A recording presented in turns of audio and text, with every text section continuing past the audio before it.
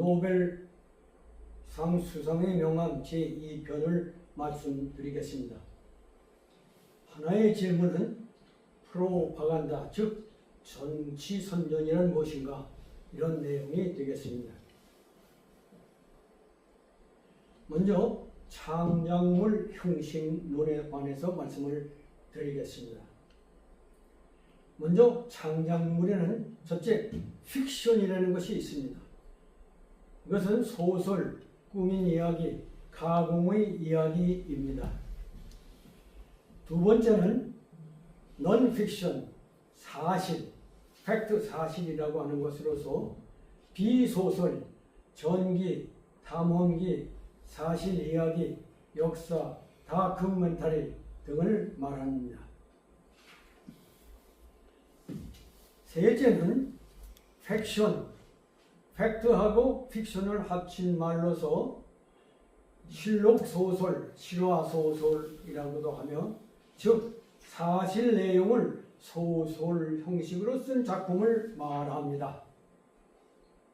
그런데 이 팩션에는 함정이 있습니다. 실록 혹은 실화 부분, 즉 사실 내용도 조작해서 작품화한다는 점입니다. 5.18 관련 한강 작품은 북한군 참여를 부정하고 이들이 만행을 계엄군에게 뒤집어 씌운 조작품이라 하겠습니다. 5.18 사태는 역사, 즉 사실적 사건입니다.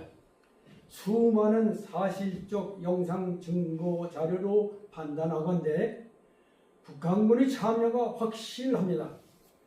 이들 북한군의 잔혹한 행위를 마치 계엄군이 자행한 것으로 강요한 팩션, 단언하건대 역사를 조작한 반역이다 라고 말씀드릴 수 있습니다. 결과적으로 친북한적, 외설적 정치 선전물로 수상자가 된 것이다. 좌우파간의 내분을 겪는 노벨위원회의 상이 뭐 그리 대단한 것이냐.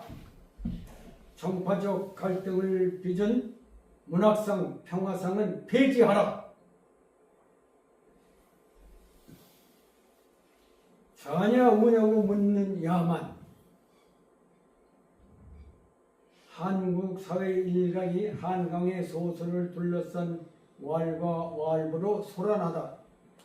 어떻게 읽든 독자의 자유지만 픽션은 역사도 다큐도 아니다. 기뻐하고 축하해야 할 온당한 일인데 자신의 독법과 역사의식을 강요하며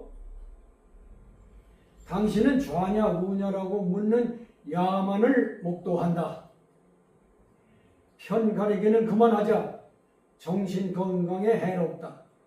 잔치상을 엎을 때가 아니다. 조선일보 박동규 기자의 주장입니다. 이에 대한 본인의 답변은 좌우를 묻는다 해서 야만이라 비난하는 기자의 몰상식을 헌법의 명으로 지탄한다 입니다. 우리 헌법에는 분명히 좌우를 분별하고 우파적인, 다시 말하면 자유민주주의에 입각한 사상과 제도를 담고 있습니다. 그래서 좌냐 우냐를 따지는 것은 정당한 것입니다. 그런데 마치 좌냐 우냐를 물으면 야만이라는 말은 도대체 몰상식한 얘기가 아닐 수 없습니다.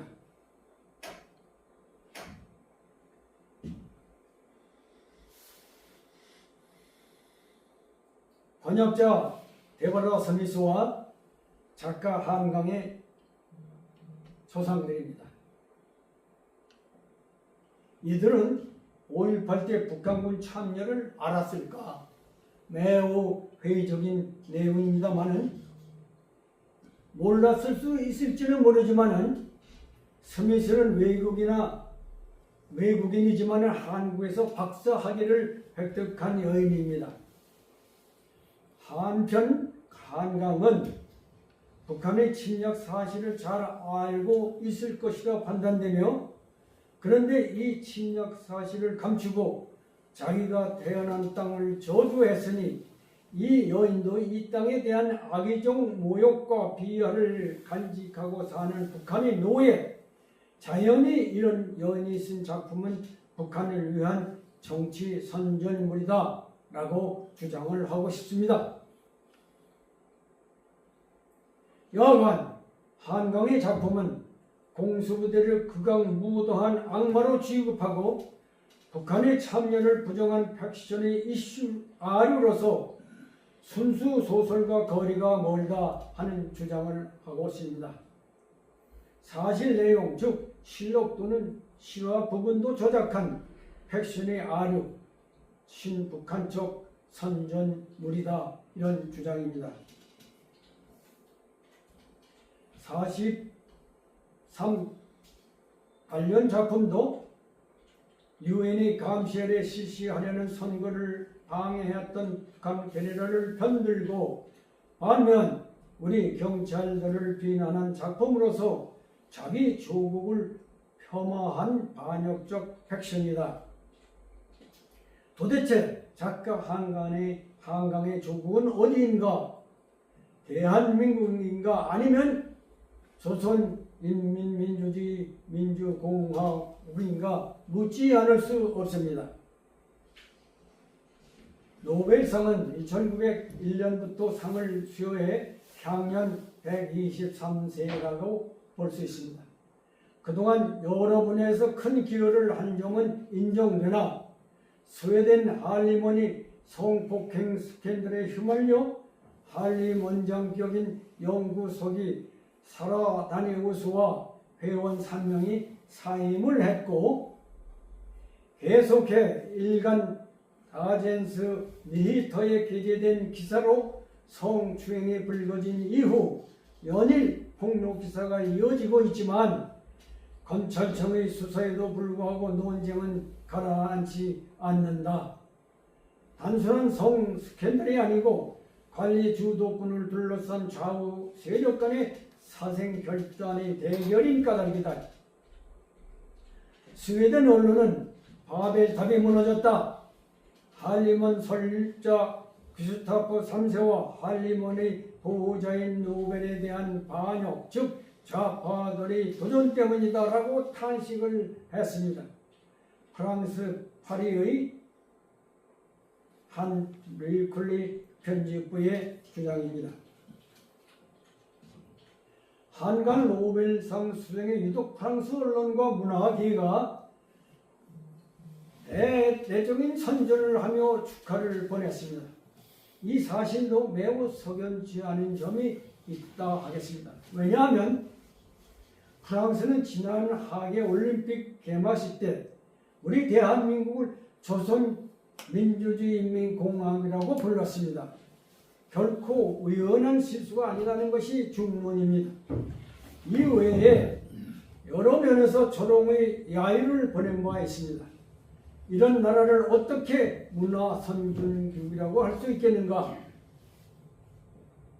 과거 프랑스는 문화선진국이었다 할 수 있습니다. 그러나 오늘날은 아니다.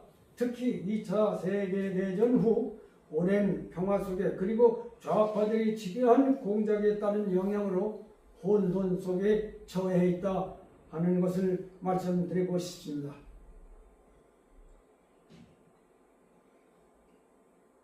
노벨위원회에 청원하는 메시지를 이렇게 써보았습니다. 스웨덴 정부 및 노벨상 주관 기관에 삼가 청원하는 바이다. 왜 우리나라 국론을 분열시키는 망동을 계속 감행하는가? 그번에는 평화상 명분으로, 이번에는 문학상 명분으로 당신들이 분별 없는 조치가 타국에 미치는 영향을 고려하여 향후 심사숙고하고 지혜를 발휘해 주기 희망하며 위 두 건과 향후 정책에 대한 귀국의 현명한 조치를 기대하는 바이다. 2004년 0월 0일 대한민국 애국 시민, 이런 형태로 항의를 제출할까 생각하고 있습니다. 맨날 말로 우리나라 문단에 포진한 대부분의 작가들은 해방 후 분단 이래 극악한 북한의 대남한 정치 신전 공세에 세뇌되어 놀랍게 번창한 자기 땅에 대한 악의적인 모욕과 비하를 자랑으로 삼고 산다. 자기 땅, 자기 이웃들에게 큰 저주가 임하기를 기원하며 이름하여 문예 창작물 활동이라 부른다. 번창하는 자기들의 땅, 대한민국을 공격하는 외설까지 곁들인 정치 선전물, 오물풍선. 한강의 작품은 순수 소설은 물론 역사도 다큐도 아니다. 순수한 백션도 아닌 그 아류, 친북한 반대한민국적 프로파간다. 대한민국을 공격하는 외설까지 곁들인 저주다. 명단조차 밝히지 못하는 유공자, 스스로 쏘아 올린 저주의 오물풍선. 언제인가 이 오물풍선은 자기 고향 땅, 자기 이웃들의 앞마당에 벼락같이 쏟아져 내리리라.